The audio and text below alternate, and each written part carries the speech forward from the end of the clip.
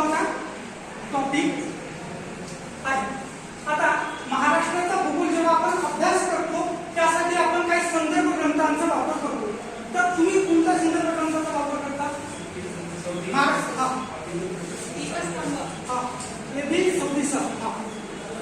त्याच्यानंतर दीपस्तंभ, त्याच्यानंतर वेगळं काही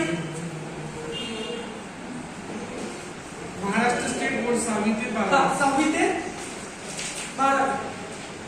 आणखी कोणी भूगोल वाचले आहे का वेगळ्या पुस्तकातून? नाही. आता आपली नेमकी सुरुवात आहे. आपण असं गृहीत धरू की आपली नेमकी सुरुवात आहे. आपण जेव्हा परीक्षेचा अभ्यास करतो, काही जण एमपीएससीतल्या A1 दर्जाचे करतात, काही BC दर्जाच्या नाही का परीक्षेचा अभ्यास करतात. आता नेमकं जर आपण एमपीएससीचा जर सिलेबस पाहिला तर आपल्या एमपीएससीच्या सिलेबस मध्ये जो भूगोलाचा भाग आहे याच्यामध्ये जगाचा भूगोल, भारताचा भूगोल आणि महाराष्ट्राचा भूगोल या 3 टॉपिकचा आपल्या सिलेबस मध्ये नाही का समावेश आहे. याच्यापैकी जर आपण पूर्व परीक्षेचा जर अभ्यासक्रम बघितला, याच्यामध्ये सर्वाधिक भर हा जगाच्या भूगोलावर देण्यात आलेला आहे. त्यानंतर भारताच्या आणि 1 ते 2 प्रश्न जर विचारले तर प्रामुख्याने महाराष्ट्राच्या भूगोलावर प्रश्न विचारले जातात. हे कशाबाबत आहे? एमपीएससीच्या राज्यसेवेबाबत. हे कशाबाबत? राज्यसेवेबाबत. आणि जेव्हा आपण गट ब आणि गट क या परीक्षांचा अभ्यास करतो त्यासाठी प्रामुख्याने आपल्याला महाराष्ट्राच्या भूगोलाचा अभ्यास करावा लागतो. कळलं का? म्हणजे राज्यसेवेमध्ये अभ्यासक्रम केवढा आहे, गट ब आणि बीसी मध्ये अभ्यासक्रम केवढा आहे हे अगोदर आपण जाणून घेणं गरजेचं आहे. ठीक आहे? जर तुम्ही गट ब आणि क या परीक्षांचा अभ्यास करत असाल तर सर्वाधिक फोकस हा आपला महाराष्ट्राच्या भूगोलावरच असावा. कळलं? जर तुम्ही राज्यसेवा परीक्षा देत असाल तर तुमचा प्रामुख्याने हा जगाच्या भूगोलावर सर्वाधिक भर असावा. या जगाच्या भूगोलाचा अभ्यास करताना यामध्ये पुन्हा पुस्तक टॉपिक होता ते आहे प्राकृतिक भूगोल म्हणजे फिजिकल जिओग्राफी. म्हणजे यामध्ये आपण कोणकोणत्या कन्सेप्ट अभ्यासतो? पृथ्वी, त्या पृथ्वीचं काय आहे? अंतरंग आहे. हा राज्यसेवा मेन्सचा पहिलाच टॉपिक आहे, पृथ्वीचं अंतरंग. त्याच्यानंतर या पृथ्वीच्या अंतरंगामध्ये ज्या हालचाली होतात त्यालाच आपण काय म्हणतो? भूकंप. त्यानंतर दुसरी प्रक्रिया कोणती आहे? ज्वालामुखी. त्याच्यानंतर तिसरी खडक प्रणाली. या खडक प्रणालीमधून निर्माण झालेली मृदा सिस्टीम. तर अशा प्रकारच्या ज्या फिजिकल जिओग्राफीच्या कन्सेप्ट आहेत ते आपण कशामध्ये अभ्यासतो? राज्यसेवेमध्ये, जगाच्या. त्यानंतर हा झाला पहिला टॉपिक जगाच्या भूगोलाचा. त्यानंतर दुसरा टॉपिक आपला महत्वाचा असतो मानवी भूगोलाचा. आता आपण मानवी भूगोलाच्या प्रामुख्याने जर बघितलं तर भूगोलाच्या 2 मेन शाखा आहेत. एक प्राकृतिक भूगोल आणि दुसरी मानवी भूगोल. प्राकृतिक भूगोलामध्ये आपण ज्या टॉपिकचा अभ्यास करतो, ज्या पृथ्वीशी निगडीत घटक आहेत म्हणजे जे नैसर्गिकरित्या तयार झालेले घटक आहेत त्या संपूर्ण घटकांचा आपण अभ्यास प्राकृतिक भूगोलामध्ये करतो. त्यानंतर जेव्हा आपण मानवाचा संबंध हा पृथ्वीशी येतो तेव्हा आपण मानवी भूगोलामध्ये त्या संकल्पनांचा अभ्यास करतो. यामध्ये प्रामुख्याने आपण ज्या घटकाचा अभ्यास करतो ती आहे लोकसंख्या. तर अशा प्रकारे एकंदरीत हे 2 टॉपिक जगाच्या भूगोलाचा अभ्यास करताना महत्वाचे. आता प्राकृतिक भूगोलाचा जर तुम्ही राज्यसेवेचा अभ्यास जर करत असाल तर इयत्ता 11वीचं पुस्तक आहे. इयत्ता 11वीचं पुस्तक आहे स्टेट बोर्डचं. हे नवीन वाला आहे. याच्यामध्येही व्यवस्थितरित्या प्राकृतिक भूगोलाचा अभ्यासक्रम दिलेला आहे. त्यानंतर 11वीचं जुनं पुस्तक आहे. ठीक आहे? 2018च्या पब्लिकेशनचं असं हे स्टेट बोर्डचं पुस्तक अत्यंत उपयोगी आहे. सरासरी याच्यातून राज्यसेवेमध्ये 5 ते 6 प्रश्न विचारले जातात. किती? 5 ते 6 प्रश्न या 11वीच्या. जर ज्यांचं इंग्लिश खूप स्ट्रॉंग आहे त्यांनी एनसीईआरटी हे पण 11वीचंच पुस्तक वापरावं. ज्यांचं इंग्लिश स्ट्रॉंग आहे किंवा हिंदी समजत असं अधिक जर कन्सेप्ट क्लिअर करायचे असेल तर इयत्ता 11वीचं आणि मराठीमध्ये जर तयारी करायची असेल तर जुनं किंवा नवीन कोणतंही एक वापरा. जुनं जर भेटलं खूपच छान. ठीक आहे? तर हे कशाचं झालं? प्राकृतिक भूगोलाचं. आणि तुम्ही पुस्तक वापरतात राज्यसेवा पूर्व परीक्षेसाठी ते कोणाचं आहे मग भूगोल व पर्यावरण नावाचं कोणाचं पुस्तक आहे मग चौधरी सरांचं. कळलं?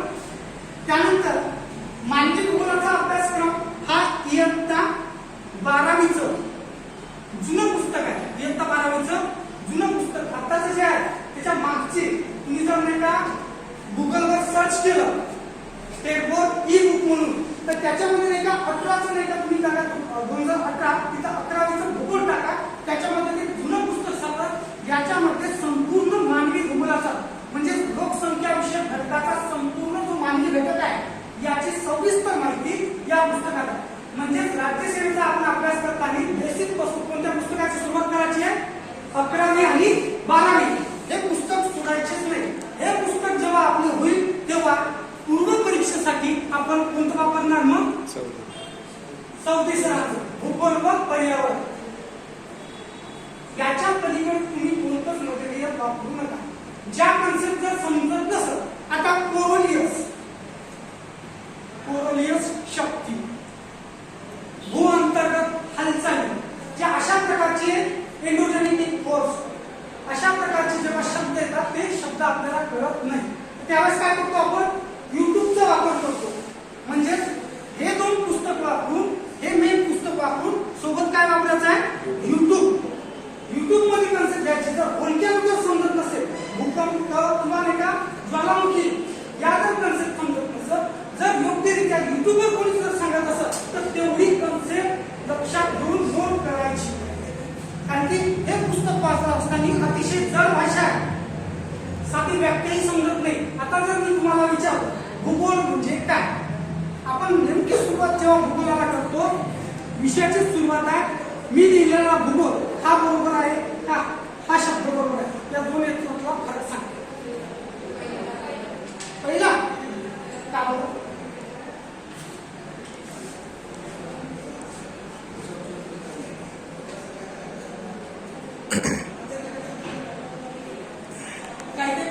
काही खूप विद्वान लोक हे लिहितात.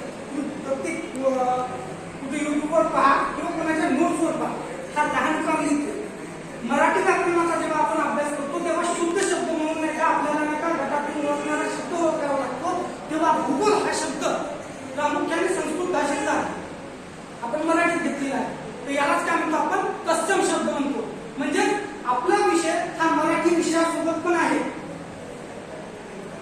तर तेव्हा नेमका भूगोल असाच लिहावा सगळ्यात पहिले. म्हणजे आपण जेव्हा नोट्स तयार करतो समजा तुमचं पहिल्या पेजवर नाव लिहिता तेव्हा भूगोल कसा लिहायचा असा नाही पहिली चूक पहिल्याच पानावरची चूक असं करायचं नाही.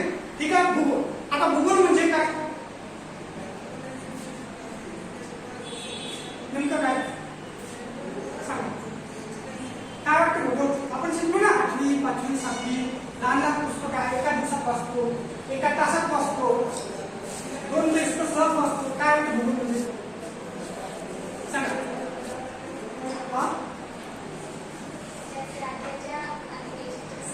हा देशाच्या सीमेचा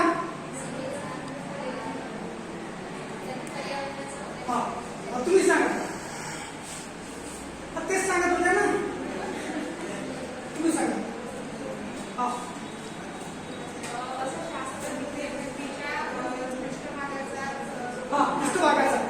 पृष्ठभागाचा हा नाही असू नका हा बरोबर. म्हणजे भूगोल हे असे शास्त्र आहे ज्या शास्त्रामध्ये एक दोन जिओलॉजी आणि जिओग्राफी हे जर इंग्लिश मधले शब्द जर पाहिले आपण मी नेमकी ओळख करून देता की जिओलॉजी आणि जिओग्राफी हे दोन शब्द आपण इंग्लिशचा अभ्यास करताना वापरतो. वर्ष वाचताना तुम्ही तर त्याच्यामध्ये जर नाही का नेमका आपला प्रश्न येतो जिओलॉजी म्हणजे काय द स्टडी ऑफ अर्थ हे काय अर्थची स्टडी हे काय आहे मग जिओग्राफी म्हणजे स्टडी ऑफ अर्थ बरोबर ना.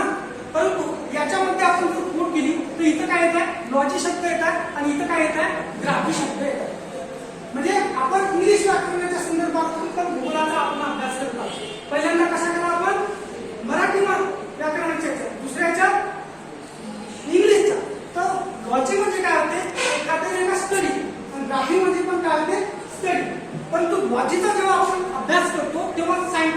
अभ्यास करतो. म्हणजे मेडिकल सिस्टीम मध्ये तुम्ही जाता तर लॉजी शब्द जास्त वापरला जातो, परंतु जेव्हा तुम्ही वर्णनात्मक अभ्यास करतो तेव्हा काय वापरला जातो? ग्राफी शब्द वापरला जातो.